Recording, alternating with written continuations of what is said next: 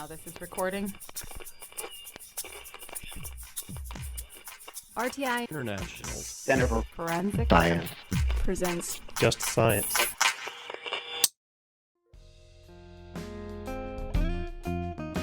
Welcome to Just Science, a podcast for justice professionals and anyone interested in learning more about forensic science, innovative technology, current research, and actionable strategies to improve the criminal justice system. In episode 1 of our 2021 Sexual Assault Awareness mini-season, Just Science sat down with author, nonprofit founder, and survivor Natasha Alexenko to discuss her book and the impact of Sexual Assault Awareness Month. Every survivor of sexual assault has their own story. Some have successful conclusions, many more do not. But as Natasha Alexenko says, each survivor is more than just their story. From advocacy to legislation, Natasha works tirelessly to improve the response to sexual assault in our country. Listen along as she discusses the impact of her book, the introduction of new legislation to improve sexual assault investigation, and best practices for supporting survivors during the COVID-19 pandemic in this episode of Just Science. This season is funded by the National Institute of Justice's Forensic Technology Center of Excellence. Here is your host, Tyler Rabel. Thank you for joining us. Hello and welcome to Just Science.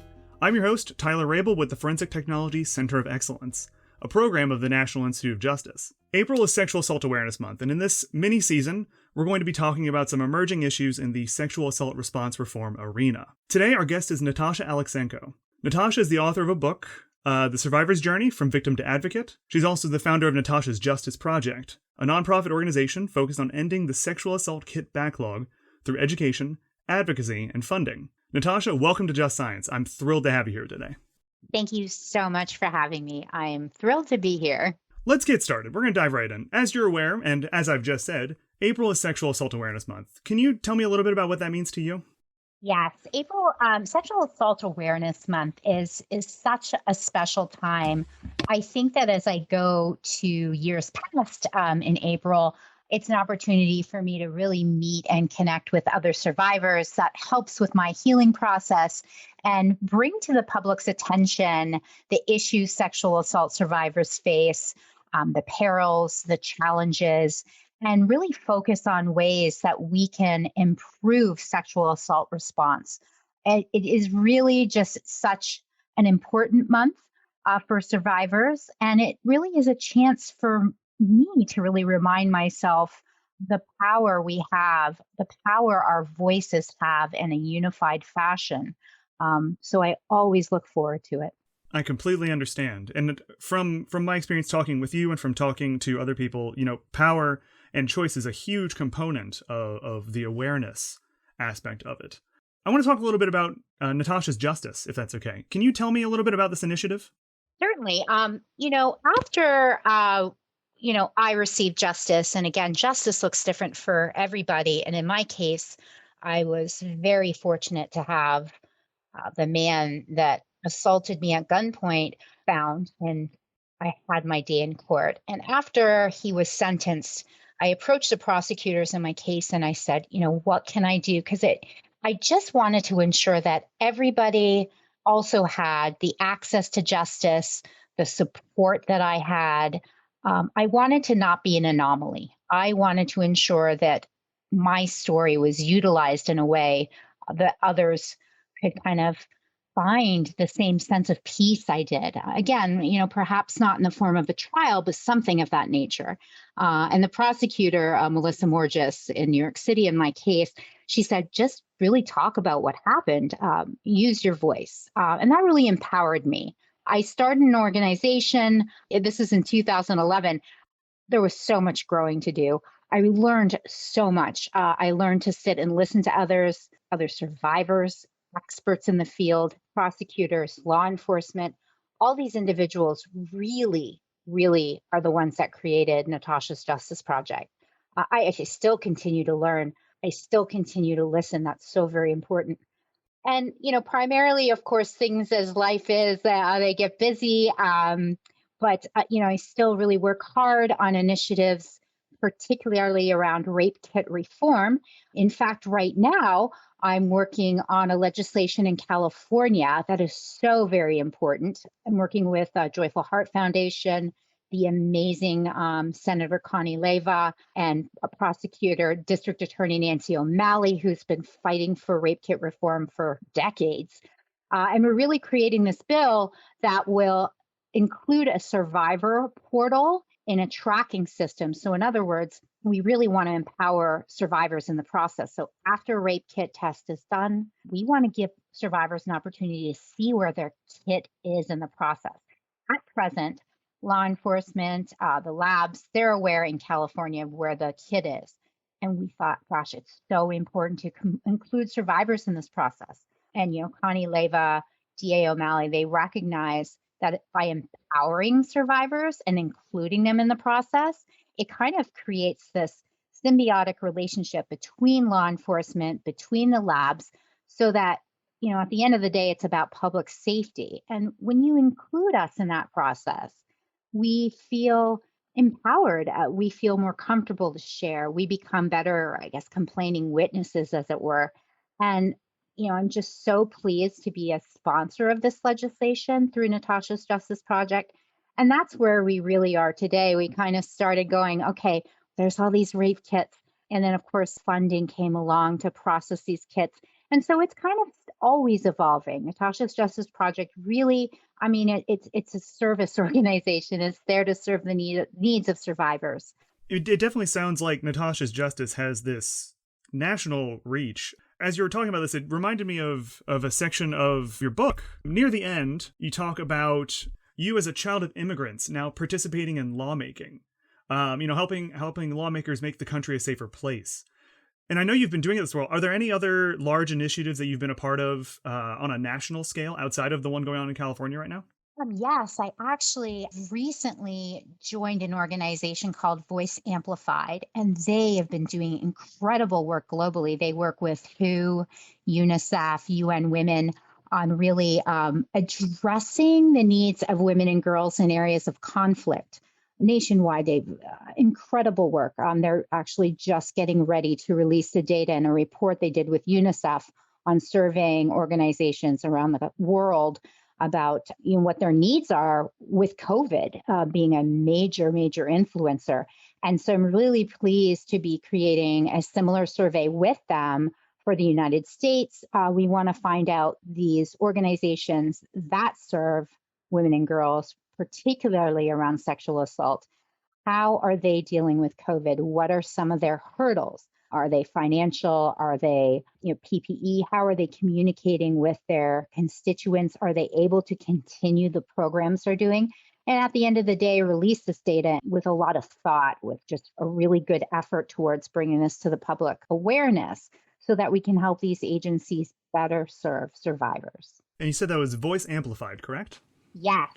Perfect. Yeah, I've heard some talk about the work they're doing, and I think they did a survey in Europe already, if I'm not mistaken. Yes, I think it was like 44 different countries across the world that this survey was distributed. And, I really believe in this idea of cross-pollination when we take our country. And again, it just kind of like brings back my immigrant roots. But, if we take what's happening worldwide, see what's working, and kind of cross-pollinate ideas, share ideas that work with one another, understanding, of course, that, there are differences in every country in terms of how laws work, et cetera. But at least the base idea is what's working. If it's working elsewhere, can we utilize it here in the United States, and vice versa? I was recently in Brazil and met with their team there, their CODIS team, and it was incredible to learn from the officials in Brazil all the things they learned from our CODIS system here in the United States. And the fact that they're really taking that so seriously, the training they're doing victim-centered, trauma-informed interviewing processes. They're finding perpetrators through DNA matches. And they're just like, it's really fun to see this like kind of fledgling group of people who are just excited at this new project. And really, that's what it's all about, right? When we look at us globally, like, why not take some of the lessons learned elsewhere and bring them to us? And why don't we share the amazing headway we've made in the United States to ensure the needs of survivors are met across the globe? I think you raise a good point that, and this is something that Just Science has talked about before, but the value of partnerships, especially when we're looking at things that might be interdepartmental, that might be, interstate, intercountry. I guess in this case, it's a global situation. You did mention, though, talking a little bit about trainings, and I know that you participate nationally in trainings as a subject matter expert. Can you tell me a little bit about what interests you about being involved in these trainings? Well, one thing that I have to say has just really, I can't even put into words how it makes me feel is, groups like the Sexual Assault Kit Initiative to understand the value of putting a survivor at the table. That what we have to say and our opinions are essential to moving forward. And that is, again, that's an approach that I would love to see shared elsewhere because we're really valuable when it comes to the process. So being included as a subject matter expert has been amazing on that end. But on a very personal level, besides being just really honored with the opportunity to share, is just how much I've learned. I'm humbled by the fact that I just have so much to learn and that I get to learn from people who have been doing this for years.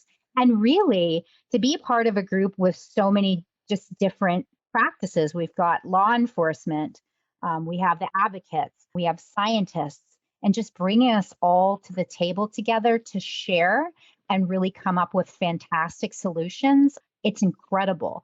And it's really helped me really learn more about sexual assault evidence kits, what barriers they are, what I can do with my voice, what's possible, what's not possible, and what we're working on for the future. So it's just been one of the greatest honors of my life, truly.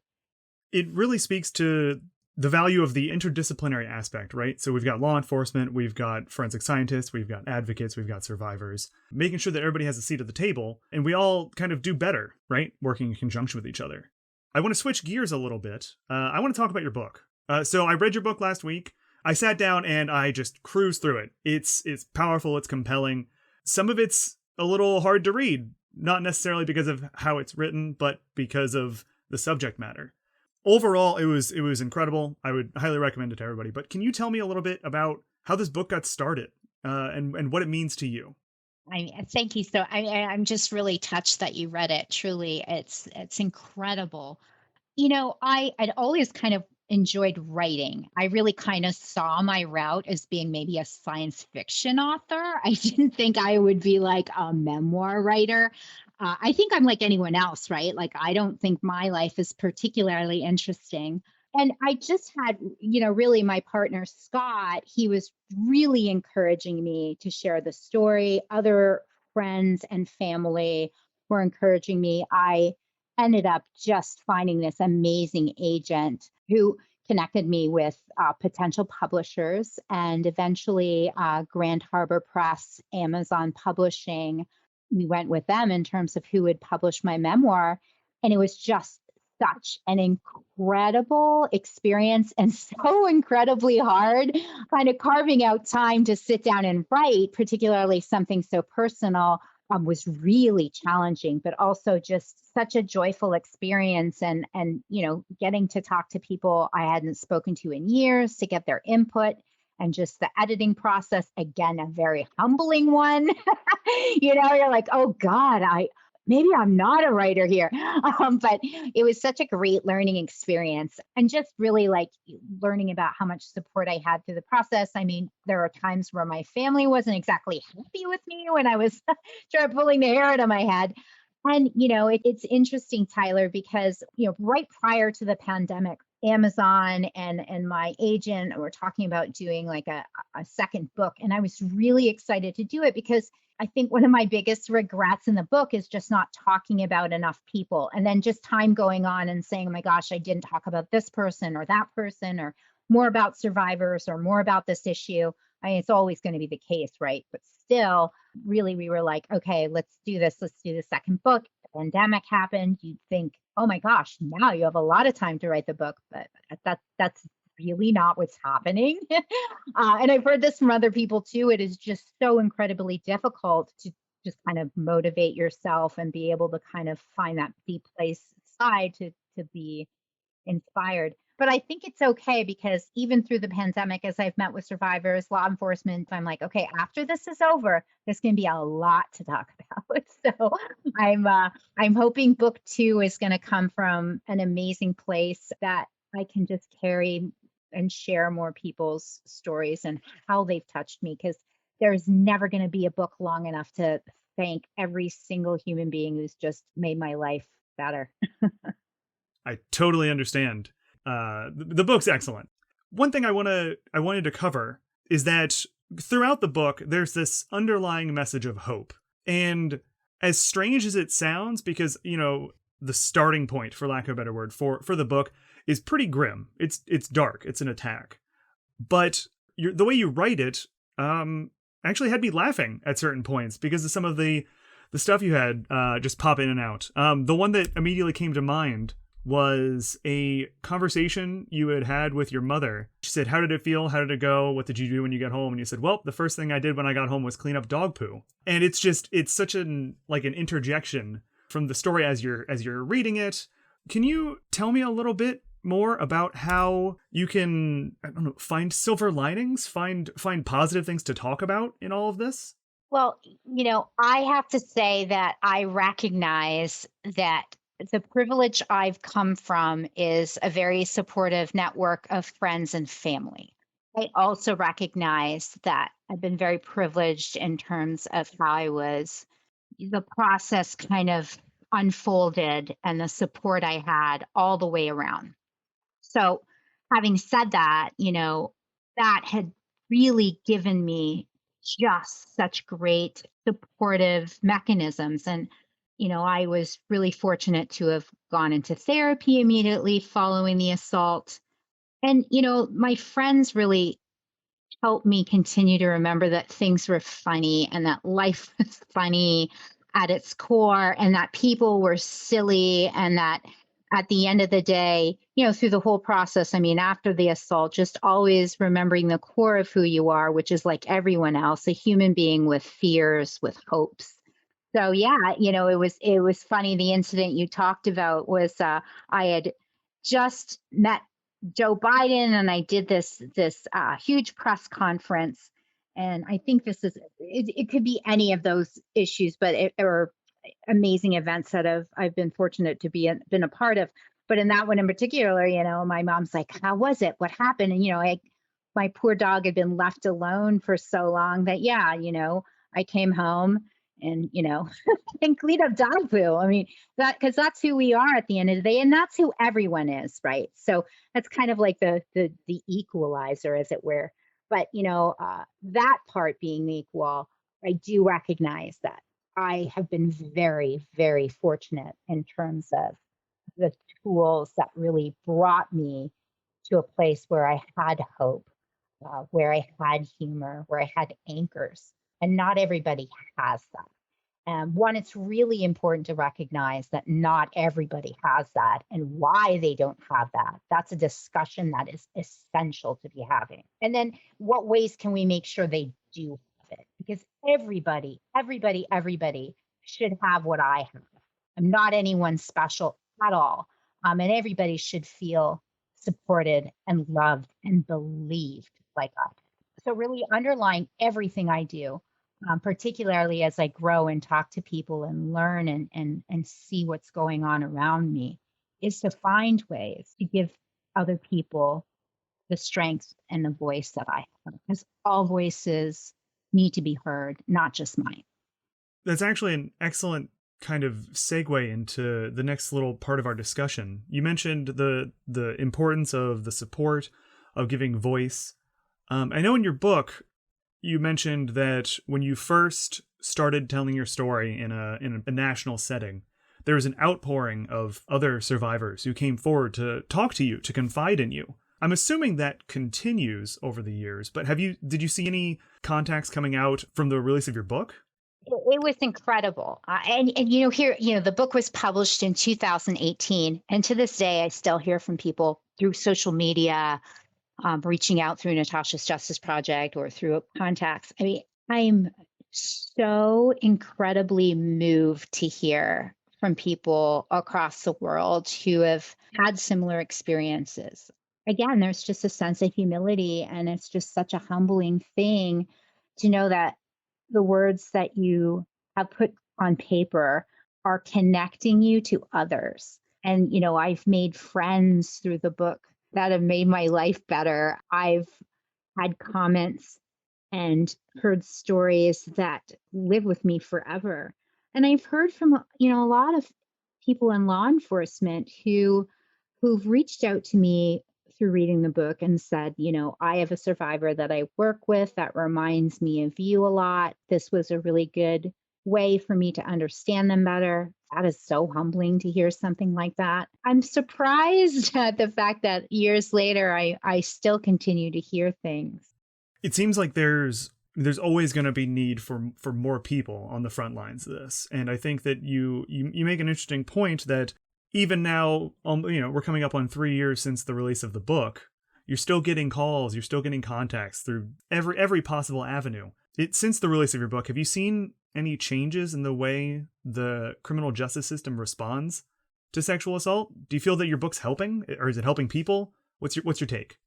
Yeah, I certainly hope my book is helping people. But I really think, the Me Too movement, there's just so many powerful voices out there that are so much louder today. That doesn't mean that, we've cured everything.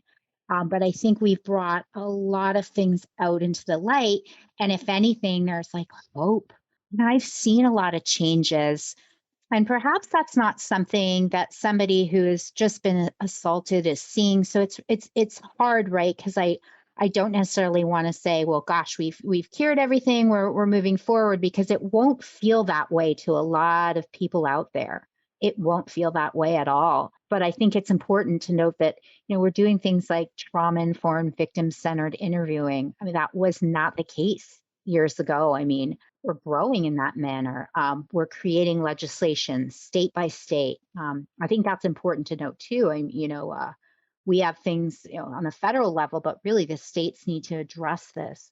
And I'm seeing that happen, like waves, just laws passing, being approached by legislators on both sides of the aisle who are like, we need to do something about sexual assault reform, rape kit reform. And I'm seeing that happen so much more frequently. I'm seeing training going on, again, things that I really hope the survivor that may not be aware of that is aware. And I hope that gives them some sort of hope. And truly, it's the voices. It's the voices that the women and men that have been brave enough to share their stories and say, this happened to me. That's what's made the difference. That's how powerful our voices are. It's incredible. It's inspiring. The themes of bravery and hope that are present in some of your talks, that are present in your book, that are present in our conversation right now, but they seem like they're essential to part of the healing process, to the fight, to try and, look at this response reform movement as a whole. And I think that one thing we'd be remiss to not discuss here would be, we're entering year 2 of a pandemic. Obviously, the stress of living in these situations creates additional challenges. There are all sorts of other barriers. Do you have any advice for survivors as far as healing can go during or under quarantine, under a pandemic? I'm really fortunate to be connected with other survivors through this process, because we have some unique challenges with the compounding pandemic going on in the background. And I get to speak to other survivors. Not everyone has that opportunity. And, I think everyone's journey is different. Everyone's kind of go-to support thing differs. With me, the biggest thing I've had through this pandemic, again, is just having this network of survivors where we kind of make each other laugh, maybe cry a little, because that's okay too. And just kind of recognize how flawed we are, but that we're in it together. And, for me personally, it's just been a joy to be a subject matter expert. Do some of that work during the pandemic has been, I'm so fortunate to have that opportunity to continue, my work. and being able to work. I live in a multi-generational household that also keeps you kind of keeps you centered, a little frustrated sometimes, but it's great. 99.9% of the time, it's enjoyable. I've really learned to do some self introspection through this. Transcendental meditation has been key for me. Reading, learning, keeping an open mind, being aware, and really just seeing people coming together. But it's so important again to recognize a lot of survivors out there don't have access to the internet. They may not be able to be in communication with others. They may not have access to certain support mechanisms. And I think for those of us who do have access to those privileges, we need to, one, be very grateful we do. And two, what can we do? What can we do for survivors out there who are suffering, who are alone, who don't have access? How do we use where we come from to help them? So that's a really important discussion that other survivors and I have with one another frequently. It's interesting because you mentioned like an internal method for dealing with a lot of stuff, the meditation, the introspection, which is great, but sometimes that's not going to be enough for some people, right? And I think the isolation is a huge factor. In addition to the barriers that are going to be in place under normal circumstances, this makes it even harder, right? The induced isolation. Are you aware of any virtual support groups or other ways in which survivors can connect, even now that we're, entering year 2? Yeah, and again, right, what you say is really important because maybe that's what this pandemic is about, right? It's like going, okay, what are we learning in this and what can we carry on once we've all kind of gone back to the way things were before? But, the groups that I'm a part of are kind of ad hoc. We're just kind of informally meeting. And it's something that probably every time I speak to the other survivors, they're like, what do we do? Like, we need to make some kind of group, a thing. And, I have some ideas for that. I think on social media, trying to come up with a way we can communicate and make everyone feel safe too, right? Because that's a very important component. Safe to share, comfortable sharing, making sure that we're addressing everyone's needs, that we have appropriate mechanisms in place. None of us are necessarily therapists ourselves. We're not mental health experts. Recognizing it's important to recognize we're not. So we're really trying to brainstorm on finding what to do about that. And that's one of the things I'm really interested about doing the US survey and duplicating the one that happened globally to just see what, is there a need for that? How do we do that? Because that's a huge recommendation I want to make. How do we kind of create a system for survivors to be connected to each other? Because we all recognize how vital that is. There's not a survivor I've ever spoken to that hasn't said, oh my gosh, speaking to other survivors has been a huge part of my healing journey. We all say that. We all come out of those kind of conversations as better people, as stronger people. So that's certainly something I think that is my next major mission that I'm not doing alone. Again, and just recognizing that if we do this, we need to make sure we bring in the right resources. And that's something I've learned from being a subject matter expert. This team, this multidisciplinary team, you're like, okay, I'm a survivor. I see this from my perspective. And now you speak to an advocate and you're like, oh, right, we really need you for this too. Of course we know that, but you know what I mean? Like all the things, right? So for us to kind of talk to one another, it's important, but we need to make sure that everyone is on the same page and that we are being safe with each other, not just from a privacy perspective, but from a mental health perspective. That's one of the reasons that I love talking to you, is because we've worked on a couple projects together before, and you're a problem solver, right? You see an issue and you're like, all right, you're going to attack it from every different angle. How can I make this better? How can I fix things? So in terms of supporting survivors of assault, is there anything that the pandemic has brought to attention that's been positive? You mentioned a little bit, the need to connect with each other. Is there anything else that you'd want to share that you might have seen from your perspective that's not necessarily as bad as the world would have us make believe right now? From the group of survivors I've spoken to, I think we all really needed to come to a place where we were kind of faced with ourselves, right? I think that prior to the pandemic, there was always a distraction somewhere, right? And I think that's true of whether you're a survivor or just like a general human being walking around. It's like it's easy to kind of put things off because you're distracted by this, or, I'm just going to go grocery shopping and I'll think about this later. And I think when you're kind of faced with yourself and you're alone with yourself, those thoughts are something that they have to be tackled. It's not something you can put off or find a distraction elsewhere doing.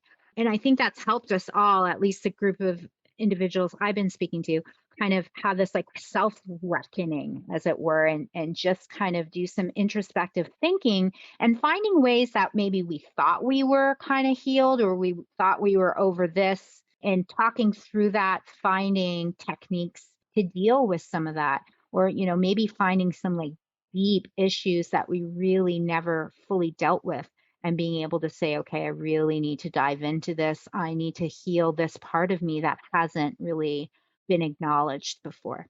I totally understand. It kind of speaks to, once again, that bravery angle, right? It's looking at, okay, yes, we're in a situation and it's terrible, but the real strength, the real bravery is finding something worthwhile to take from it. Once again, your book is excellent. I would highly recommend it. If somebody wanted to read it, one of our listeners wanted to read it, how would they go about finding it? Well, certainly, it can be found online, and in the major bookstores carry it as well. I actually had a friend of mine from back in high school, said that they got it at like a major bookstore and just had them order it in when they couldn't find a copy. So yeah, it's certainly out there. Tyler, I have to say, I'm really touched that you read it. You and I have worked on so many amazing projects. And I think it's amazing that you kind of have this other layer of myself, of me that And, I'm always honored to work with you, Tyler, and the rest of the team. It's just so cool. Well, we're always happy to have you. And I agree with you. The community at large is so passionate about what they do, about helping people, about making the world safer, about making the world better, about improving, the voice that survivors have. So there's obviously all sorts of incredible things in the works, in the hopper. So what's next for you? Do you have anything coming up that you're excited about? I know we talked a little bit about Brazil. Is there anything else going on that you'd want to share? I think you had mentioned earlier, and as I'm thinking of going, oh my gosh, can't wait to go back to Portland and see so-and-so. I'm thinking, it's hard, right? I think I'm in a really unique position that I'm seeing all the work being done. And I say this genuinely, like, I would be completely honest, and I have been, and that, Tyler, if I think things aren't working, I always put the needs of the survivors first. But I don't think everyone gets to see the people that we see that are working on this and see their level of commitment, because they are committed to change and they're so incredibly knowledgeable. That's the thing. And I continue to be humbled by their amazing breadth of information. And I think if everyone were to see what's going on and see the changes being made and the changes being projected for the future, I mean, that's one thing actually, is to just see on paper what those are, but to see the people like behind that and the level of altruism and the level of compassion, I think that would give anybody hope. So for me to say that, I'm hopeful is easy because of the people I'm surrounded by and what I'm seeing and what I get to see. And I'm looking forward to amazing things being done. And here's the other thing: the pandemic isn't stopping us from getting that work done. I mean, I talked about the fact that I'm still getting to do, work as a subject matter expert. I'm still doing work with Natasha's Justice Project and Voice Amplified. Everyone is so committed to survivors that we're like, not going to let a pandemic stop us. Like, we'll figure out a way, we're going to do it anyway. That's not going to stop us. And it would be easy to say, well, we can't work on this right now. If everybody could just see through my eyes how great and committed everyone was, I think everyone would be as optimistic as I am and hopeful. I think you're right. It's a lot easier to be hopeful once you see the passionate and frankly brilliant people that are working on all these projects, that are working tirelessly to keep things going, to keep the wheels moving. And you're right, especially in the middle of a pandemic, when it would be very easy to hit the pause button and then come back to it, when things get better, as trite as that sounds. So the fact that there are droves of people, all these just brilliant, passionate people still working to making the world better is inspiring. So your message of hope kind of resonates both in your writing and in the people that are still out there, fighting the good fight. Right. And it's hard to articulate, right? I mean, it's almost something you have to witness. You can't necessarily, like, I can sit there and tell everyone how great everyone is, but it's hard unless you see them in action, because, the people I work with don't necessarily get the accolades, and they're not necessarily and they don't want it. That's the kind of coolest thing. They're pretty laid back and don't want the attention focused on them. They want the attention on survivors over themselves. I mean, amazing. Unfortunately, we're running near the end of our time together. You've been amazing as always. Are there any final thoughts you'd like to share with our listeners? Anything you want to, let resonate as we get ready to close out our conversation? I think the most important thing is really to thank everyone for all of the hard work.